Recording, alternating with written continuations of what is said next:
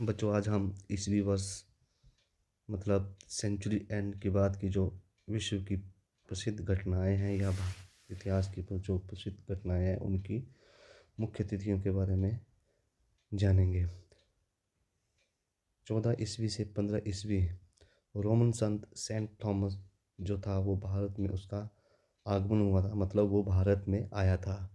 20 से 46 ईस्वी पूर्व गोडो फर्निस्ट के समय भारत में संत थॉमस का आगमन हुआ था। 45 ईस्वी कुषाणों का भारत में प्रवेश। 65 ईस्वी चीनी सम्राट का बौद्ध ग्रंथों के लिए भारत में प्रतिनिधि भेजना। देखो, 7वीं शताब्दी तक जो है बौद्ध धर्म जो था वो बहुत प्रचलित हो चुका था। इसलिए हमारे पड़ोसी देश चीन का जो सम्राट था उसने बौद्ध ग्रंथों के लिए, बौद्ध ग्रंथों में जो ज्ञान है उसको जानने के लिए, उसको उसको समझने के लिए अपने प्रतिनिधि जो है भारत में भेजे। 77 ईस्वी प्लिनी ने एक पुस्तक लिखी है, नेशनल हिस्ट्री। 77 ईस्वी में 77 में 78 ईस्वी कनिष्क द्वारा शक संवत का प्रारंभ, जिसे भारत सरकार में आज भी प्रयोग में लाया जा रहा है। 78 से 100 ईस्वी तक कनिष्क का काल। 86 से 128 ईस्वी तक गौतमी पुत्र सातकर्णी तथा वशिष्ठी पुत्र पुलमावी द्वारा सातवाहनों का पुनरुत्थान।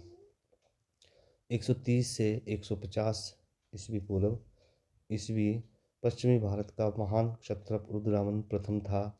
225 ईस्वी में वाकाटक वंश की स्थापना हुई थी। 226 प्रशिया में ससानियन वंश की स्थापना हुई।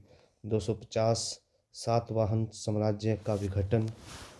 240 से 280 तक गुप्त वंश की स्थापना, गुप्त वंश की स्थापना हुई थी। इसको प्रारंभ में जो है इस वंश की नींव जो है वो श्रीगुप्त ने रखी थी। 280 से 319 घटोत्कच जो था वो सिंहासनारूढ़ हुआ। 319 से 320 चंद्रगुप्त प्रथम द्वारा गुप्त वंश की स्थापना की गई। 335 से 375 तक समुद्रगुप्त का काल, जिसे भारत का नेपोलियन भी कहा जाता है। ये आपको पता है क्यों कहा जाता है? उसने आर्यवर्त के 9 राजाओं को, दक्षिण भारत के जनजातियों को, पूर्वी भारत की जनजातियों को, पश्चिमी भारत की कुछ जनजातियों को उसने हराया था, इसलिए उसे भारत का नेपोलियन कहा जाता है। 360 समुद्रगुप्त के दरबार में श्रीलंका का राजदूत पहुंचा। 375 सॉरी समुद्रगुप्त की मृत्यु और रामगुप्त शासक बना। 380 से 415 चंद्रगुप्त द्वितीय का शासनकाल। गुप्त राज्य के जो है वो पश्चिम में विस्तार, पश्चिम आपको पता है कहाँ है, तथा संस्कृत साहित्य का चरमोत्कर्ष। 399 से 414 फाहियान जो था वो भारत में आया था चंद्रगुप्त द्वितीय के शासनकाल में।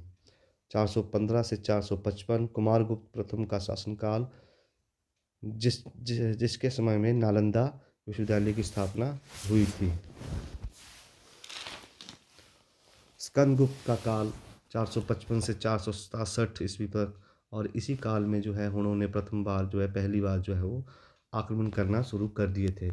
467 से 540 गुप्त वंश का अवनति काल, मतलब अब इस 467 से 540 तक जो है गुप्तों का जो है वो अवनति, मतलब गुप्त वंश का पतन शुरू हो गया था और 540 तक जो ये खत्म हो गया था। 500 से 532 तोरमान एवं मिहिरकुल के अधीन उत्तर भारत में हुणों का शासन। 532 यशोवर्धन द्वारा मिहिरकुल की पराजय। 606 से 647 हर्ष का शासनकाल। 609 ईस्वी पुलकेशिन द्वितीय शासक बना। 629 से 645 हिंदसांग भारत में रहा। 636 सिंध पर पहली बार जो है वो अरबों ने आक्रमण किया। 712 ईस्वी में मोहम्मद बिन कासिम का भारत पर प्रथम अरब आक्रमण तथा उसने राजा दाहिर को हराया। बेटा, ये जो है मोहम्मद बिन कासिम, ये प्रथम मुस्लिम था जिसने भारत में पहली बार आक्रमण किया था। 725 ईस्वी नागभट्ट द्वारा प्रतिहार राज्य की स्थापना। 753 से 973 दक्कन के जो राष्ट्रकूट थे दक्कन, तो उनका शासनकाल राष्ट्रकूट वंश का शासन रहा था। 760 से 1142 पूर्वी भारत में जो है वो पाल वंश का शासनकाल रहा, पूर्वी भारत बंगाल की तरफ। 770 से 810 महान पाल शासक धर्मपाल का काल तथा विक्रमशिला विश्वविद्यालय की स्थापना भी इसी के शासनकाल में हुई थी। 783 से 1036 राजस्थान के वत्सराज द्वारा उत्तर भारत में गुर्जर प्रतिहार वंश की स्थापना तथा शासनकाल। 788 से 820 शंकराचार्य तथा उनका अद्वैतवादी दर्शन।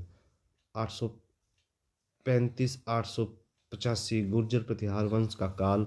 अरब के व्यापारी सुलेमान का उसके राज्य में आगमन। 836 मिहिर भोज शासक बना। 850 विजयालय द्वारा पांड्यों को पराजित कर तंजौर पर अधिकार। और 851 अरब यात्री सुलेमान ने भारत का वृत्तांत लिखा। तो बच्चों, आज हम इस वीडियो में 851 ईस्वी तक की घटनाओं के बारे में जाना है। जल्द ही मैं एक और वीडियो द्वारा आपको कुछ महत्वपूर्ण तिथियों के बारे में बताऊंगा। तब तक के लिए धन्यवाद। देखते रहें मेरी वीडियो और लाइक ज़रूर करें या डिसलाइक करें या कमेंट भी करें। अगर वीडियो आपको अच्छी बुरी लगती है तो ज़रूर कुछ ना कुछ वीडियो को देखकर ज़रूर कमेंट करें। धन्यवाद।